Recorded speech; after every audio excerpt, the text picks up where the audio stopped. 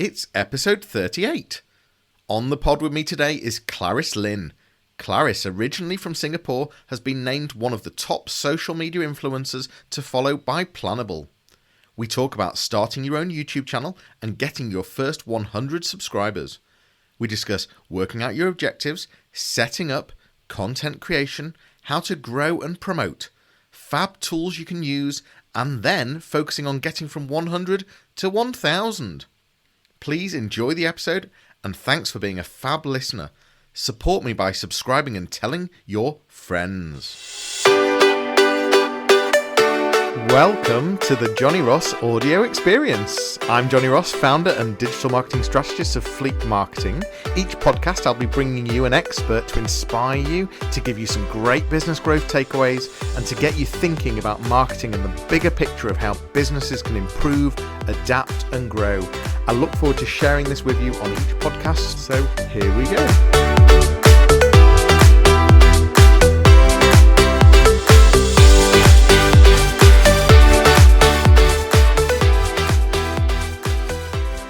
Hello and welcome. I've got Clarice Lin with me, the ROI doctor and founder of Baseline Labs. How are you, Clarice? Hi, Johnny. Thank you for having me today. Absolute pleasure. How are you? Yeah, I'm very well. Thank you. First day of the exit from the lockdown, and everyone seems to be really excited.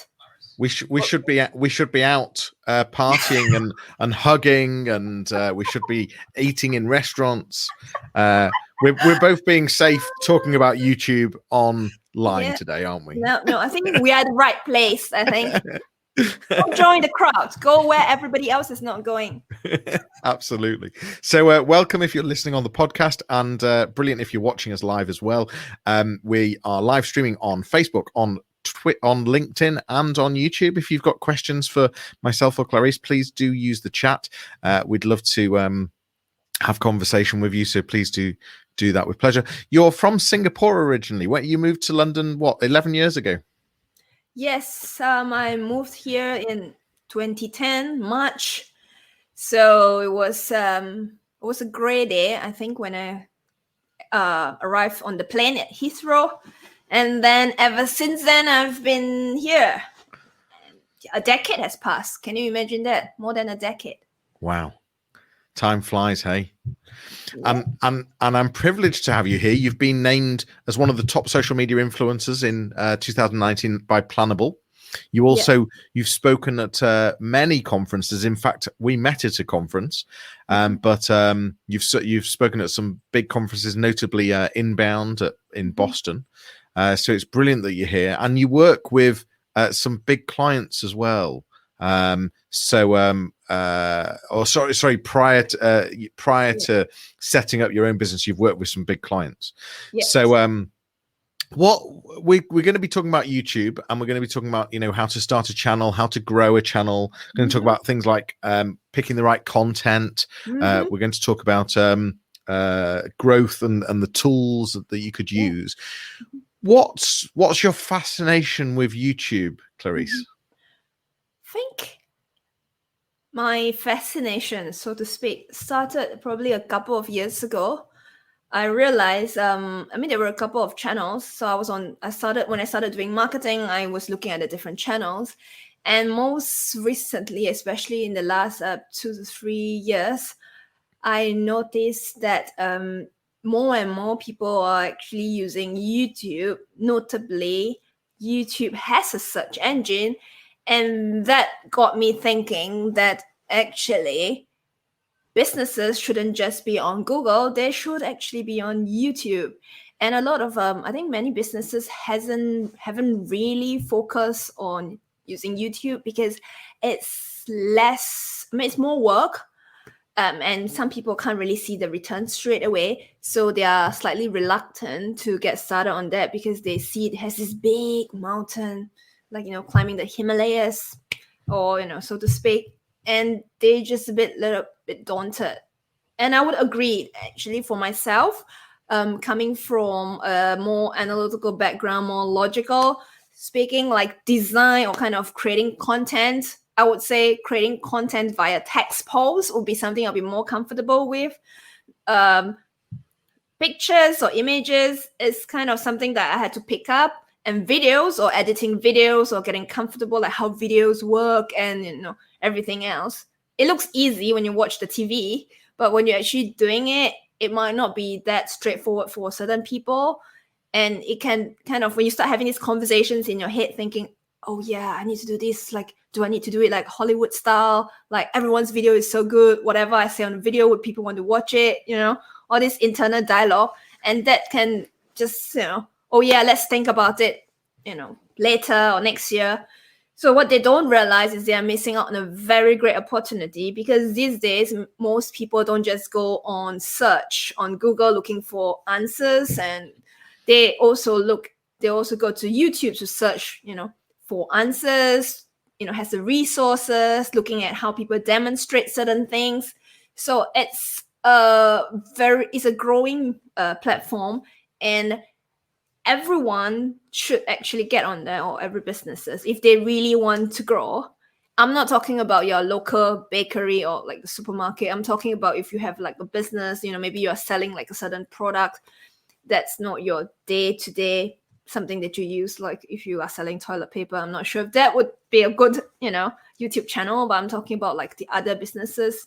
They should seriously consider starting a YouTube channel, because that's where your business can potentially grow without you having to actually spend a lot of time convincing them. Because if you put out quality videos that actually get them excited, they want to follow you, or they want to learn new things of what they can do with your products or services, then that's your opportunity. That's a very good marketing platform, I would say, one of the strongest marketing platform.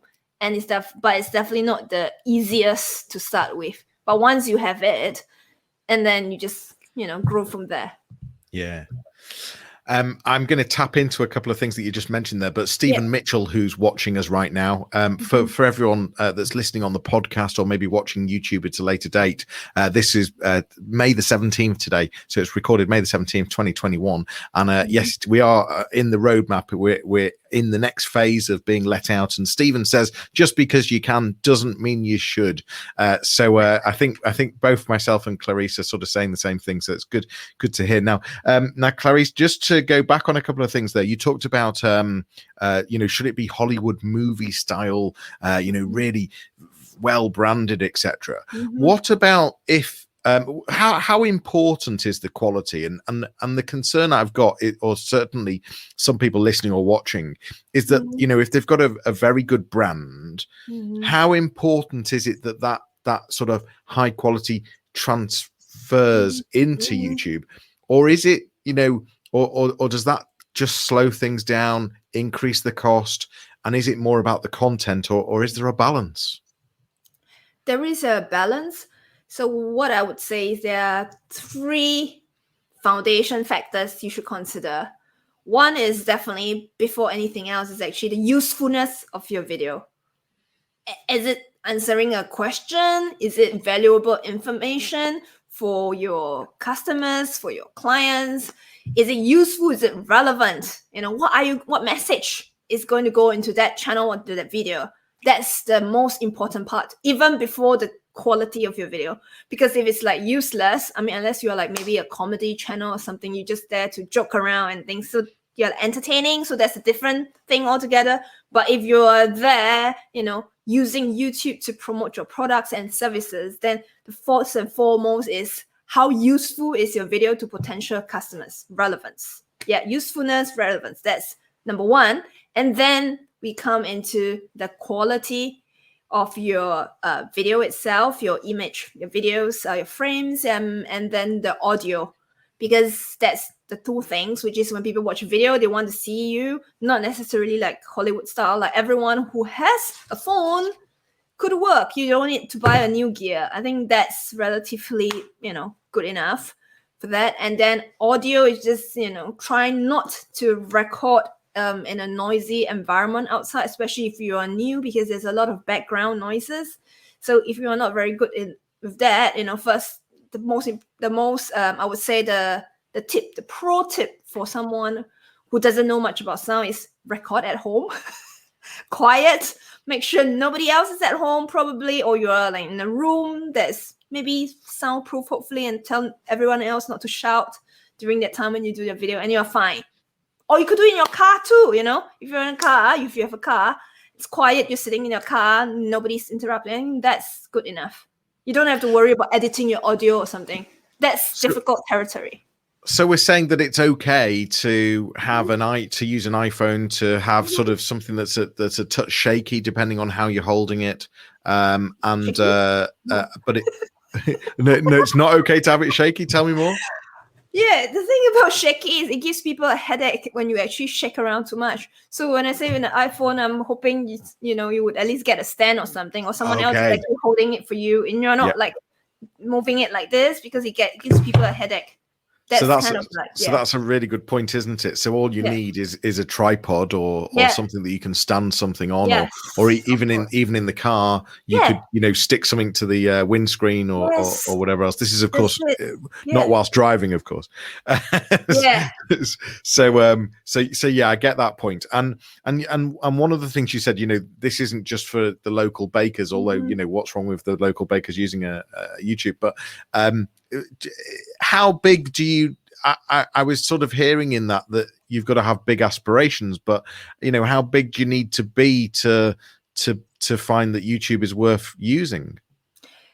First of all, I would say you want to think about what are you selling, what's the cost of your products and services, and who are those people, and what would interest them. So especially if it's a product or services that people think about, they need to research on before they decide to buy from you, then definitely it's one of the factors you would consider to say, yes, maybe you need a YouTube channel, because people need to research. And that's why we have, for example, we have like gear review channels on YouTube, because people don't just go into the shop and buy something that costs like £1,000 or £2,000. They actually research to look at, what are the top quality system, and then they actually look at like the sound effect, or the production, or which other equipment does it go with, things that they would consider before buying that product and services. If these are questions that can't be answered in one sentence, people want to hear the explanation, like the logic, or they want to hear from other people before making up their mind, then definitely there is potential for a YouTube channel. And even, for example, like you said, if you were needing to research, so if you were a local solicitors, then you've got great content for because the reality is that a lot of your clients will be doing research prior to speaking to you. Yeah. Yes. So that would be a good thing to there'd be nothing wrong with the local solicitors thinking that they could utilize YouTube. So one of the things that you talk about before you even get started is having a clear goal. What is it you're trying to achieve? So what could some of the objectives or goals be for starting a YouTube channel? So if you are planning to use that to generate leads, yes, then that will be one of the primary objectives, because then this will make your marketing efforts more worthwhile. So you would see returns not immediately, but kind of down the road. After you build a YouTube channel, people know more about you.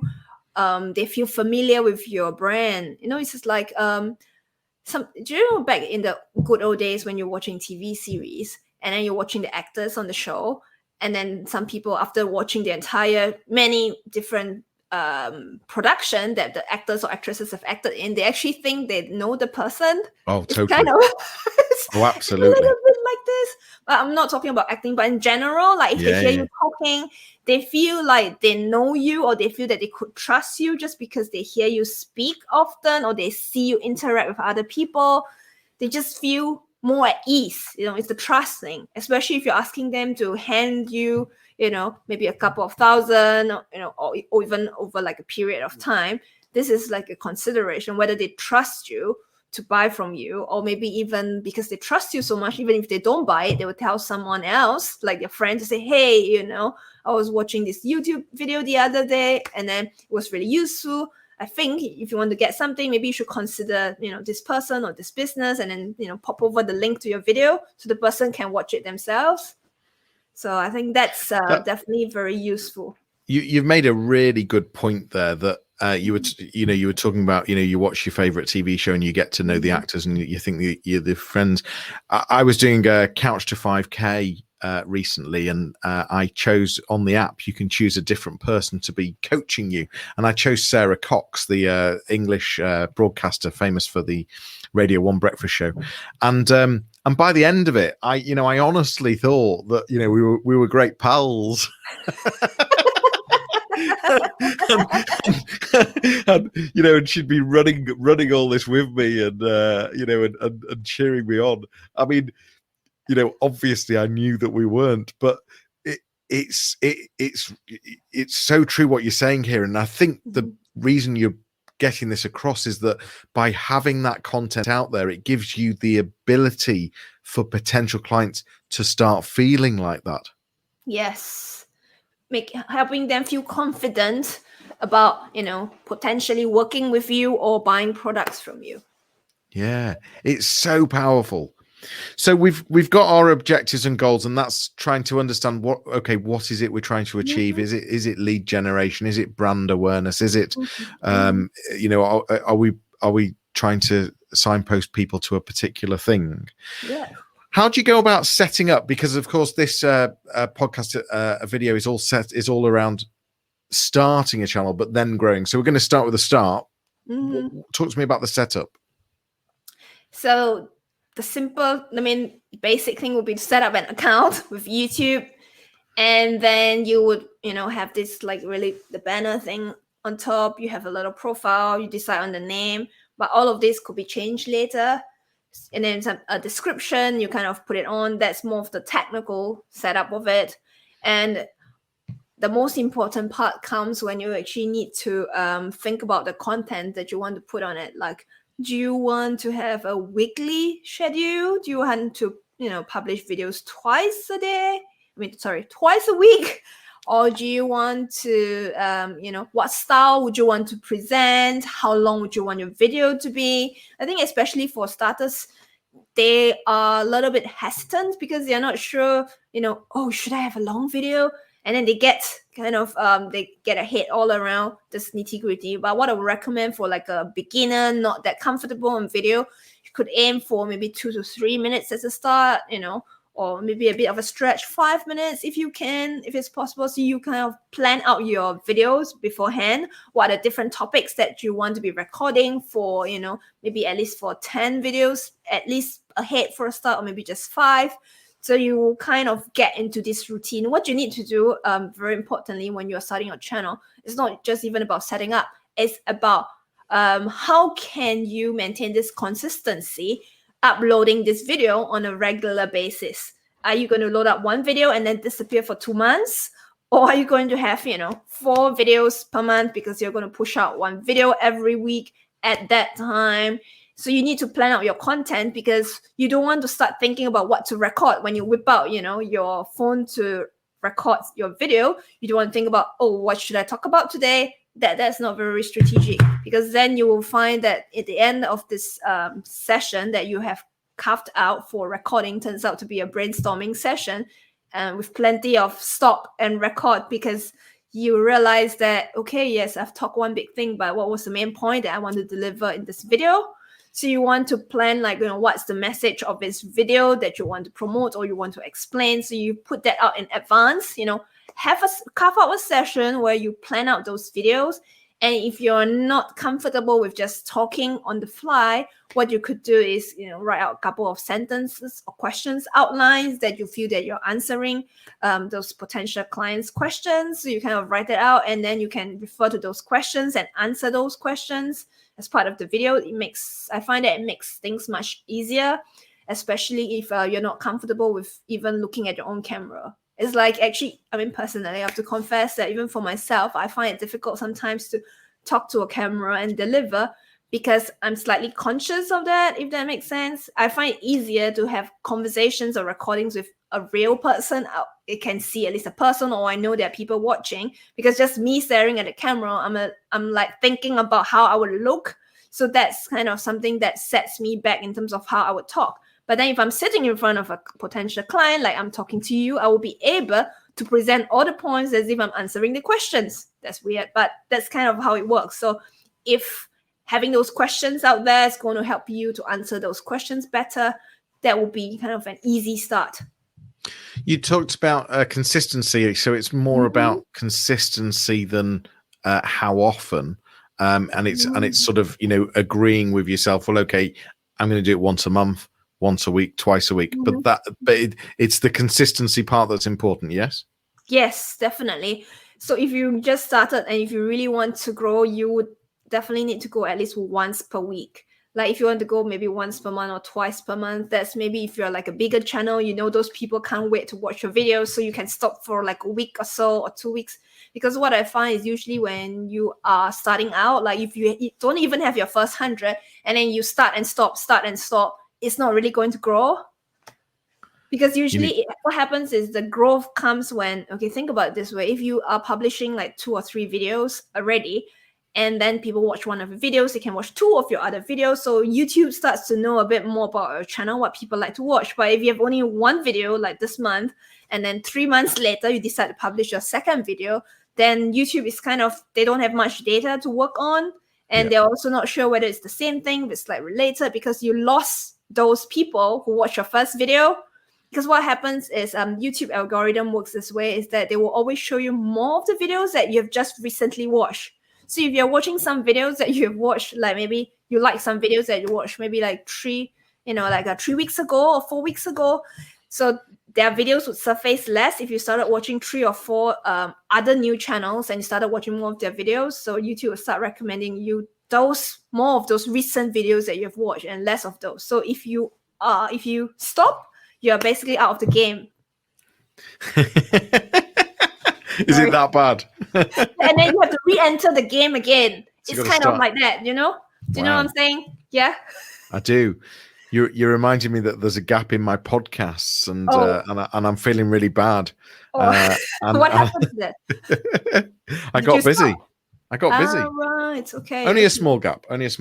Yeah. But if you're not planning on growing it, if you're not depending on it, I guess it's okay. I don't know. What do you think, listeners? I'm thinking that it's natural and organic, and you love keep coming back, and it's you know, you tell your friends and you hit the subscribe button, and I don't need to worry about this consistency. Maybe I do. So you were talking about the this style. In fact, you were referring to. Instead of just being on camera on your own, being with someone else and talking. Is that something people should be considering? I mean, what we're doing right now, is this a good thing? Is this helpful, or is this not how to grow a channel? This could be a good way, conversational style. I find it could be easier for some people, but I think some people they find it difficult to talk in front of the camera. Like one of my clients, she said that she feels more comfortable when she sees herself talking. So she feels more comfortable. So if you're actually facing it the other way, so if you have it like this way facing you, even though, you know, your phone camera, like if you are doing it this way, you get better quality compared to if you do like a selfie style. So the quality is less good, but she prefer to do it like with more of a selfie style, mainly because, or at least see herself speak, because then she feels more comfortable. With the other round, she feels more self-conscious. So I think there are different little habits or kind of like inclination that people have when they record. So it's more of knowing yourself, like how do you feel about that? Like some people are comfortable just talking to the camera. Like honestly, I think it might also depend on certain topics, because for myself, if let's say if I were to go around, you know, doing an introduction video of about someone's recording me and I'm talking about introduction of London, you know, my casual thoughts, then I wouldn't think so much, oh, this needs to be in a structured manner, am I explaining things properly? It's just like casually. However, I think maybe if you're your client, then it could be a certain way you feel that you need to deliver the information. I don't know, so you feel a bit weird, like not talking to a real person.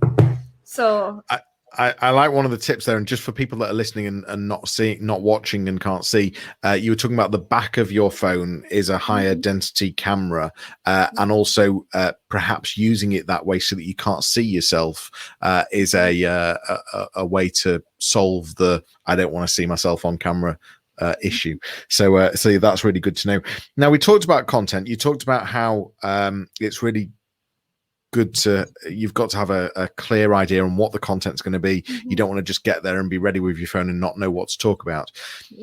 How do you talked also about understanding what clients are wanting to know and answer? How do you come up with the content? What are the tips on, or what are the things that we should be thinking about when it comes to coming up with content and that content plan?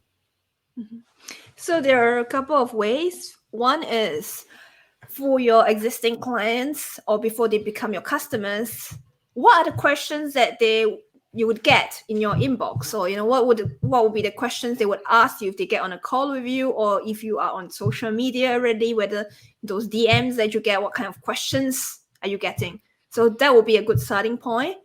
However, if you have already exhausted them, you can also go to Google and Google those questions, and then you can actually see as well what are the other related questions that people would ask. So that would be definitely like a good start as well. So I think that should be able to get you through, at least the first 10 to 20 videos or so. That would kind of be enough for a start. And then when you create or you publish those videos, you might get even more questions about maybe a part 2 of that, so that could also be the thing. So that's the process which you can look into, tapping into those different resources that you have. And part of it is about optimizing the content in terms of search engine optimization or YouTube optimization. So not only thinking about what people are searching, but then making sure that I guess that you're even using those phrases and questions within the video.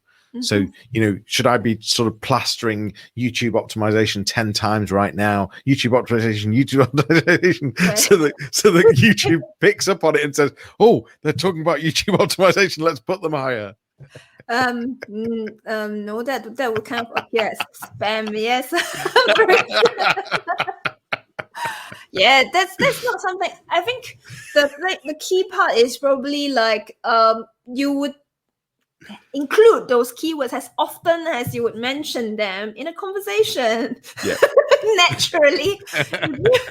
Repeating them for no. I mean, that's the same thing for Google as well. For those people who are unaware of it already, Google owns YouTube. So it's kind of like, they kind of work along the same way. So if you are spam, if you're trying to do, I mean, in YouTube, they will call that more of like clickbait as well. So they will promise a title and then it's a totally different videos altogether. And that issue was resolved, as it was tackled by YouTube a couple of years ago. So before that, one of the things that YouTube algorithm look out for a good video was views. So many people were just creating attractive titles, and people, they click on it and realize the video was something totally different. And then they receive a lot of complaints, and then YouTube decided, okay, views is not going to be the primary objective driving our algorithm anymore. So if someone clicks to your video and then bounces off, they are not watching your video, they don't even want to watch even 5 seconds or 1 minute or so, that means that that's not going to be important video if less people are actually watching it. So watch time became actually the top priority for YouTube, deciding if it's going to be a good video or if it's a video they should be recommending to other viewers. So we've got our channel, we've set it up, we are starting to do some content. How do we go about growing the channel? What are the things to think about in terms of growth? One of the most, so we'll start with, once you've got your video up, you've got your title, you selected the right keywords, that's what we were talking. And then the next part comes into, it's like for each of your videos, think about what you want people to do after watching your videos as well. I think that's one of the key parts. Like if you put a description or pin comments that during your video, you could point them to one of your resources. So if people really like your videos, they will check out maybe the description section for more information. So you could put your other resources there for people to click on, to recommend.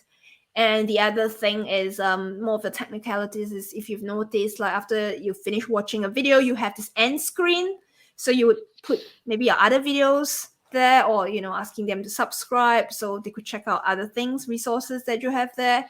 As well as there is an info card which you can insert between your videos as well to recommend your other videos. So maybe you mentioned about a certain topic, and then you don't want to go in depth because you've already explained that in another video. So you can add that into your video card as well to recommend that video. So it kind of appears on the top of the screen like this. I don't know if you watch the YouTube, so you see that appear on top. So you can create that into your video to get people to watch more of your videos. So the thing about the YouTube algorithm is also when people watch more of your videos or they go on to watch other videos, so YouTube would deem that particular video to be really pivotal in getting the viewers to stick around. So that would also increase, kind of giving you extra bonus points in YouTube's eyes.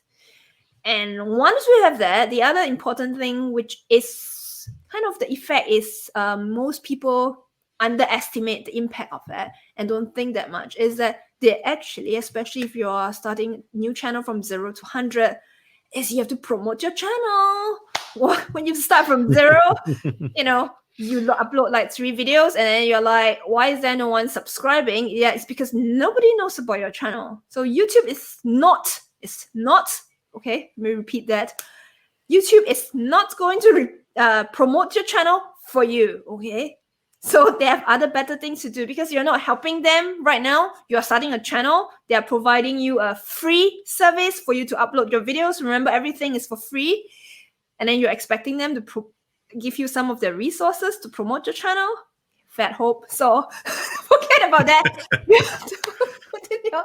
It doesn't make sense. So you have to actually put in your own effort to promote it. So you have to do your own promotion, especially when you are starting out. So what I mean by promotion is you could ask your existing clients to do that, or if you have if you don't have such a big customer base yet, you're kind of growing and not many people might want to subscribe to a video, you could also consider asking your friends or your kind of like people in your network to subscribe at the beginning to give it some numbers.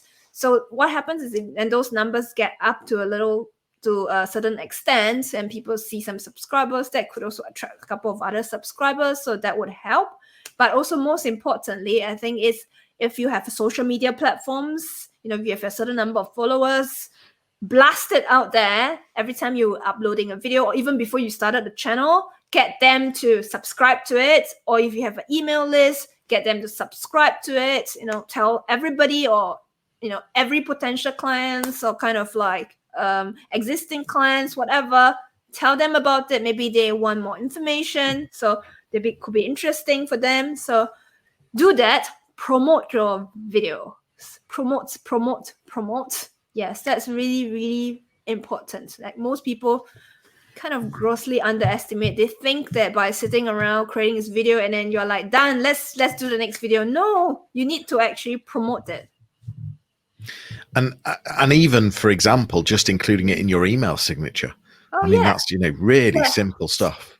Yeah. And trying to just push a conversion there for a subscription. Just to remind you, if you're watching this live, thanks for being here. You're very welcome to ask us questions. We'd love to take them. And if you're on the podcast, thanks for listening. Please do tell your friends if you're enjoying this. So we talked about the growth and what you're basically saying is that you can't just think that YouTube's going to promote this for you, so you need to promote it. There's loads of different ways to promote. I think you've got some tools that you talk about as well. Is that to do with promotion, or is that to do with creation, or just what tools are you using and do you recommend? So in terms of YouTube video optimization, will be more of a tool that I use is TubeBuddy. So TubeBuddy is a really good tool. And it's free to download, right at this, if you're starting out, and you can get more, you can pay subscription more if you want to do more intensive research, but that's like a good start. It's also a good tool because it helps you to decide which videos that you should be prioritizing. So one thing if you to keep in mind is if there are many videos about a particular topic and they are very, very big channels and you are like a new channel, you also decided you want to create a video about this particular topic, the chances of you ranking for it or appearing on YouTube page one is very low for a new channel. So you want to, similar to what you do for like a blogging strategy, if anyone does blogging as well, is you have to think about how you can phrase that question or phrase that video title that it's something maybe slightly more niche that people can but you can talk about, and then you can promote that video, so you'll be more likely to rank for it. You want to look for subject that has less existing videos, if that makes sense. Yeah. And so this is a bit sort of like it's a bit like for SEO, it's like keyword research, but for videos. Yes. Yeah. Really Jeff good. Ben Mayer's joining us. He didn't hear the name. I'm just going to put it in the chat. It's tubebuddy.com. I've just put that in the chat for you as well. Okay, so that helps us with research in terms of finding content ideas or keywords or topic ideas. What other tools would you be suggesting, Clarice? So there's another tool that I've kind of been also looking at. It's like Morning Fame. So that also that's also quite a good tool. It actually helps you to see what other, for example, like a certain video, like what's the smallest channel that has a video rank for it. So you know like how high or how low is the threshold for you to overcome to be able to rank for that. So that's also quite an interesting tool. That's morningfa.me, Morning Fame. Yes. And that's so this is I'm just on the website now. It's a simplifying YouTube growth. And it's basically giving you some insider analytics, I think is what you're talking about there. Yeah. This kind of would be a good added tool for certain parts. But what I find for myself is because I come from a more analytical background, so usually I would just use the YouTube Studio. So they have their own analytics as well. So that's good enough, for example, to see where are my subscribers coming from. Are they coming from search? Are they coming from maybe a direct link that I've shared? So that's kind of good as it is.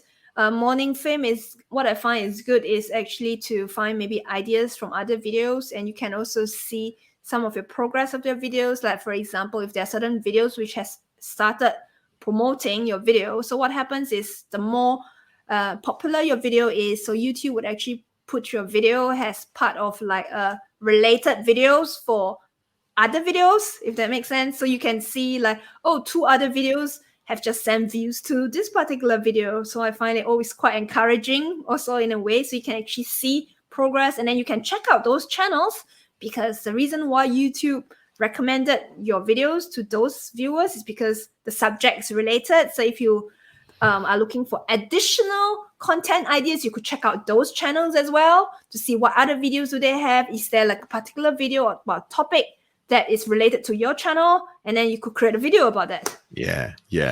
Really good point. So also, I mean, we didn't gloss over it, but I didn't go into it. But in terms of using YouTube itself, the tools on YouTube, for example, you talked about adding end cards, which is sort of that sort of call to action card at the end. You can optimize things like titles and descriptions. You talked about the what was it called? Sorry, the inner. What did you call it? The end screen. On screen, sorry, of course, on screen card. End screen. But there's also the on screen suggestion. Oh yeah, that's called info cards, I think. That was what I was looking for, info card. So you can add info cards to your videos. So don't forget about the tools and the optimization that you can do on YouTube. Any other tools that you'd highlight or recommend? I think the other thing you could actually also think about is getting subtitles for your videos, especially if you don't have a perfect accent. Because for example, like for myself and some of my like clients as well, if they don't have like a perfect accent, YouTube wouldn't be able to generate the subtitles. So they'll come out a little bit of mumbo jumbo. So there is a tool which you can use as well. So I find that's really, really good. it actually generates about, I would say, 70 to 80% accuracy, even if you don't speak you don't speak English with either a perfect British or American accent. That could also work as well. So I find that really useful. I have to say we're live on LinkedIn right now, and LinkedIn is automatically adding subtitles, and it's doing very well on your accent right now, I have to say. Yeah, more than, it's quite impressive how they've really made that tool work so much better. But let's just tap into why we're talking about subtitles, because isn't there some ridiculous stat that 70% of people don't actually have the volume on when they're watching a video? Is it something stupid like that? No, it's true. Actually, I think what I've asked around, there are some people who could be watching a video in a public transport. Maybe they forgot to bring their headset, or maybe they're in the office, they're looking at a video, so they will be looking at those subtitles if they actually want to watch it without necessarily having the sound. So for my own personal preference, sometimes is I'm more of like I would say I like to read more than I like to listen. Listening seems to take on more of my human resources. So I like to read subtitles sometimes without hearing the sound, and it still helps me to process really quickly. So I find it like very enjoyable. So I find that having subtitles are really helpful.